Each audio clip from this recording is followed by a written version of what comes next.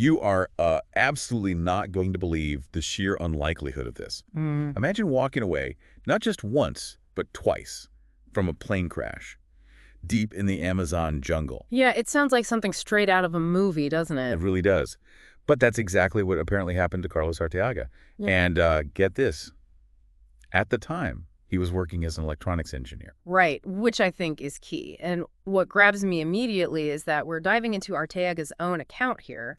Our source is a transcript of his personal testimony shared on the Pastor Eduardo Leonardo YouTube channel.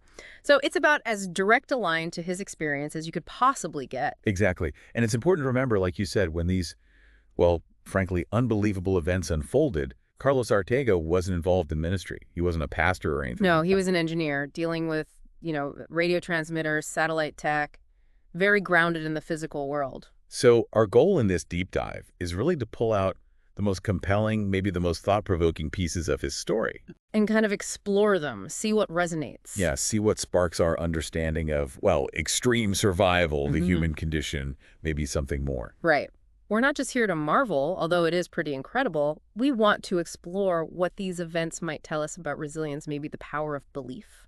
And perhaps even things that are sort of on the fringes of what we normally understand about the world. Okay, let's get into it then. All right. So the first point in Arteaga's testimony takes us back to a seemingly ordinary plane trip. He's flying to London. Okay. Just as the plane's about to take off, he gets a call.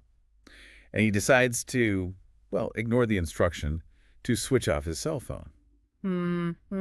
Seems like such a minor thing, doesn't it? But I guess in his telling, this act takes on a bit more weight. It does. He says a flight attendant came over, insisted, like, repeatedly, you have to turn off the phone. Yeah. Safety regulations. Standard procedure. But it's what happens while he's asleep on that flight that really stands out. He talks about having this really vivid dream. He says he encounters Christ in the dream. Wow. Okay. And what's the message? Well, the core message isn't about the plane's rules or the airline or even federal laws. It centers on what he perceived as a higher authority. The authority of the Creator, he says. Yes. What strikes you about that initial part? It's interesting how this small act of defiance, keeping the phone on, becomes the trigger, right, for this very profound personal message. Yeah. And the message itself kind of hints at a future purpose for him, this idea of being taken to many parts of the world. But under a different kind of authority, not his engineering job. Exactly. It suggests a pretty significant shift coming in his life, guided by, what he believes is a force greater than earthly rules. It definitely sets the stage, doesn't it, for the really harrowing stuff that follows. Which leads us straight to the first plane crash. Arteaga's on a work trip, small plane, over the Amazon rainforest, and, well, the unthinkable happens. It goes down. And he paints a really stark picture of where they crashed. Deep jungle, remote, teeming with dangerous wildlife. He mentions anacondas, jaguars, insects everywhere. Just a brutal environment for survival. And his injuries were just devastating. He lost a leg, Right. severe trauma to his arm, and needed metal implants at lasting limitations, and a significant head injury, lost part of his skull. Just imagine the pain. It's almost impossible to comprehend. The wrecked plane, the bodies of his colleagues nearby. Wow. And he's there, critically injured, somehow surviving for 11 days and 11 nights. 11 days. And he even shares the really gruesome detail about being infested with maggots that just underscores the sheer horror and, how long he was suffering there. In the middle of all that agony, surrounded by death, Arteaga makes this specific statement. Jesus Christ is not a religion. That's powerful. What do you think he meant by that in that specific moment? It's hard to say for sure, but maybe when you're stripped down to just survival, the structures, the rituals of organized religion feel distant, irrelevant. Yeah, perhaps he's emphasizing more of a direct personal connection. Something beyond doctrines or denominations that was actually sustaining him right then. It makes you wonder, doesn't it, what really anchors us when everything else is just gone? Absolutely. Okay, so let's jump forward. About 14 years later, Right. Arteaga survived. He's rebuilt his life in many ways, and he's considering a seemingly routine cosmetic procedure, a hair transplant. To cover the scar on his head from the crash? Exactly. Feels like a moment of trying to regain normalcy, maybe. But It leads to another extraordinary event. The night before the surgery, he's staying at a friend's place in Miami, and he has another one of these really profound dreams. He describes it vividly, feeling like he touched someone's feet in the bed. And then when he turns on the light... He says he sees an angel standing there, holding a sword. Wow. That's quite the pre-surgery dream. Intense. You could say that. But the message the angel supposedly delivered is what's really compelling here. What was it? Arteaga says he was told that his survival, the scar itself, serves as a sign to the world. Proof that God is real. So don't cover the scar. Exactly. He's told not to cover it, that it has a specific purpose. And then comes this almost unbelievable promise, right? Yeah, the angel apparently promised that people who touch his head, that scarred area, would receive healing from all sorts of things. Cancer, tumors, hernias, headaches, kidney stones, even diabetes, a whole list. It's extraordinary. Yeah. And he claims that despite his own massive injuries, he suffers from nothing now. That's what he asserts. Yeah. This part definitely raises questions, doesn't it? About miraculous healing, the meaning people attach to physical signs. It really moves his personal story into a realm that could affect others directly. Mm-hmm. Okay, so after this, Arteaga makes a direct appeal to people listening to his testimony. He invites them to ask God for whatever they need. Right, and he even offers a documentary as a sort of reward to anyone who can recite Psalm 23, specifically verses 1, 4, and 6, totally from memory. Psalm 23, the Lord is my shepherd. That choice feels very relevant given his time in the jungle. Extremely resonant. And his interpretation is striking. He connects, Jehovah is my shepherd, I shall not want, directly to his survival, finding sustenance somehow in that harsh place. And he takes the line, though I walk through the valley of the shadow of death, I will fear no evil. And applies it to modern threats, like COVID-19, protection. It's a very personal, contemporary connection to the ancient text. And he also brings up the promise of blessings in verse 6. Surely goodness and mercy shall follow me. Throughout this section, he keeps coming back to his main point. Jesus Christ isn't a religion, but the only way, the truth, and the life. Okay, now we get to the second plane crash. This happened in October 1999. Another one. Unbelievable. Before heading out on another work trip to the jungle, he recounts praying specifically for God to have, complete control over the journey. And right away, the trip hits a snag. The first plane has an engine failure. Yeah, forces them to turn back. So they end up boarding a smaller aircraft, just 8 passengers this time. And he loads his professional gear onto this smaller plane, cameras, microwave equipment, stuff for TV broadcasting, I think. Right. And then, during this flight, the pilot makes an alarming announcement. The plane's falling, losing altitude fast. Oh, no. The pilot's immediate reaction is to lighten the plane. Arteaga describes them just throwing everything out, bags, suitcases, boxes. Even his own TV equipment. Even his equipment, anything to try and stay airborne, a desperate move. Then there's this chilling moment he describes. Mm-hmm. The pilot secures the door, and everything just goes silent in the cabin. He says he offered a prayer, and then impact. The plane crashed again. Devastating. What was the immediate aftermath like this time? Chaos. Brutal. He says he was thrown from the wreckage, others around him, some killed instantly, others severely injured. He remembers feeling the blood flowing out of him. And then? He loses consciousness, wakes up 10 hours later. 10 hours. Imagine that disorientation, the horror. Surrounded by the dead again, his leg missing from this impact, and horribly the maggots starting again. It was like a recurring nightmare, but real. Exactly. And realizing how bad it was, his immediate reaction was apparently just a desperate plea for God's forgiveness. This second crash, it just hammers home the sheer unpredictability of the trauma twice. So, picking up after the second crash, the next few days 2 through 5, he says something unexpected happened. Yeah, 2 other survivors appeared, a young girl and a boy who were also on the plane. Kids. Wow. And incredibly, these kids tried to help him, brought him water, some food. It's kind of amazing that human compassion, even in total devastation. But the jungle dangers were still there, right? Oh, absolutely. Constant threat. He talks about centipedes, tarantulas, snakes, all drawn by the blood. Oh. Then he develops a high fever. He's convinced this is it. He's going to die. Utter despair. But then something changes. He describes the sudden, really strong gust of wind sweeping through. And miraculously, he says, the fever breaks and the pests just disappear.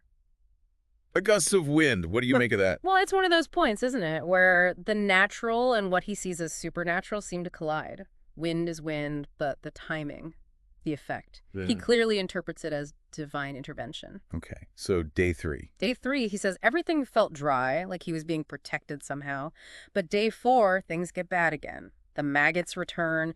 He's struggling just to keep himself clean. Just relentless. But amidst that, he sees a rainbow and senses a change in the atmosphere around him. In that situation, a rainbow that must have felt hugely symbolic, hopeful. Absolutely. He also mentions seeing jungle animals, jaguars, a sloth, just reminders of where he is, how vulnerable. And then things get even more dramatic. Yeah, then comes the appearance of a snake.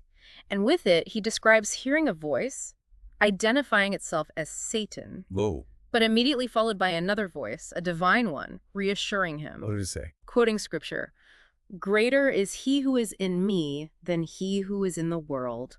That sounds like a literal spiritual battle playing out while he's fighting physically to survive. Intense. You think that's intense? Then he describes a stampede of vaqueros. Vaqueros. Like cowboys. No, they're peccaries. A kind of aggressive wild pig found there, charging him. Oh my God. What happened? Another intervention, he says. A sword of light appears and repels the animals. The imagery he uses is just incredibly vivid. It really paints this picture of him being attacked on all fronts, physical, maybe spiritual, but constantly being protected. And this leads into a moment where he reflects on his past doubts, about certain Bible stories. Which ones? He mentions the parting of the Red Sea, Jonah and the whale, the guys in the fiery furnace, Joshua stopping the sun. Stories he'd apparently struggled to take literally before. Okay. And then he says the voice from that sword of light declares, "I am the God who opened the sea," and basically affirms all those stories, directly addressing his skepticism. Wow. So his own extreme experience becomes the proof, for him, of those scriptures. It seems like it, a pivotal moment. He describes feeling warmth, comfort afterwards, like that inner conflict was resolved. But physically, day 5 rolls around. Physically, he's still in a terrible state. Extreme hunger, weakness, still surrounded by the decaying bodies. That contrast is brutal. Miraculous events, maybe, but the physical reality is just unrelenting. It's a constant tension in his story, really emphasizes the extremity of it all. Then comes another animal encounter. Tigers. 3 of them, he says, arrive at the crash site. One is particularly large. Terrifying. He watches them interact with the bodies of the pilot and an army commander. Yeah. But they don't harm the bodies, which is odd in itself. Okay. But the real fear kicks in when the big tiger approaches him. I can't even imagine. What did he do? He describes feeling the sudden, intense electric shock go through him, and instantly his perception of the tiger completely changes. Changes how? He says it suddenly looked as docile as a house cat. Just completely different. That's bizarre. And right after that feeling, he gets another divine message. "From today, nothing will be impossible for you." It sounds like a major turning point. Like a new sense of empowerment, maybe. That's how it comes across, yeah. And he also mentions that little stick the girl had left him. Oh, yeah. He uses that simple stick to kind of wave at the tigers and they back off. A small, practical detail amidst the extraordinary. The encounters just keep coming. What's next? A huge anaconda. Oh, come on. Yeah. Understandably, he's terrified, feels totally helpless against something that powerful. What could he possibly do? He says he had this sudden thought, almost an instinct, attack its eye. The snake's eye.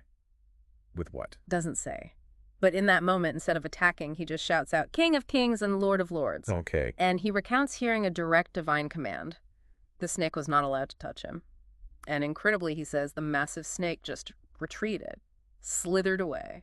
Another close call averted by, in his view, divine command. Seems to be the pattern.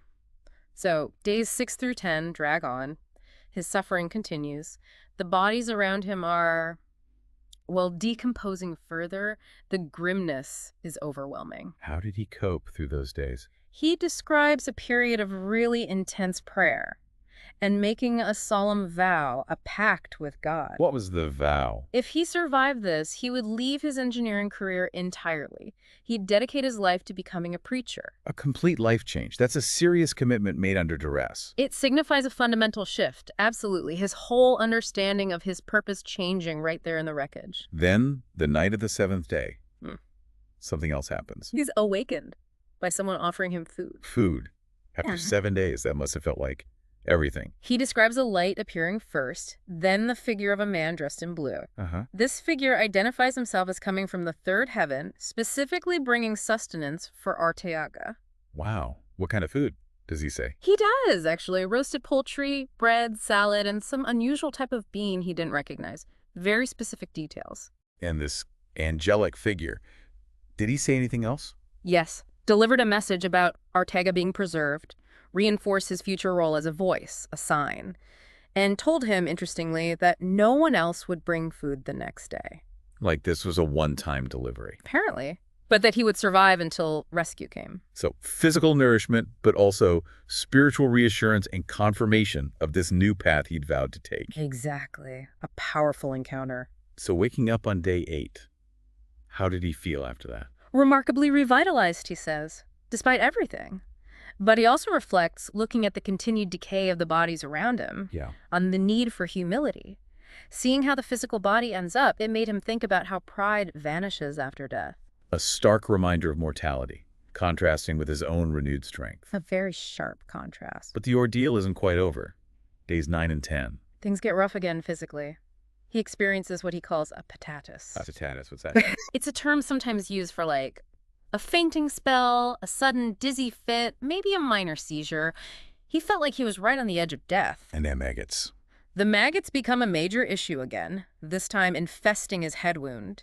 He describes feeling utterly powerless against them. This is horrifying. But then, another intervention, he says the maggots were suddenly completely removed, gone. Gone. Just gone. And then he hears a voice say something really cryptic. What? This is how I wanted to see you dead. Whoa.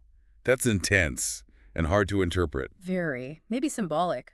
The death of his old self. A confrontation with the ultimate fate he faced. Hard to know, but it's another significant, strange event right before the end. The end being rescue. Finally, day 11, after all that unimaginable hardship, he hears it. Helicopters. Oh, thank goodness. He describes people on the ground frantically trying to clear a space like a makeshift helipad. Then the paramedics arrive. Must have been overwhelming. He says in that moment, he saw the figure of Christ standing right beside his stretcher. And as the helicopter finally lifted off, taking him away from that nightmare, he was just overcome with tears, gratitude. And I bet he remembered that promise he made. He says he did.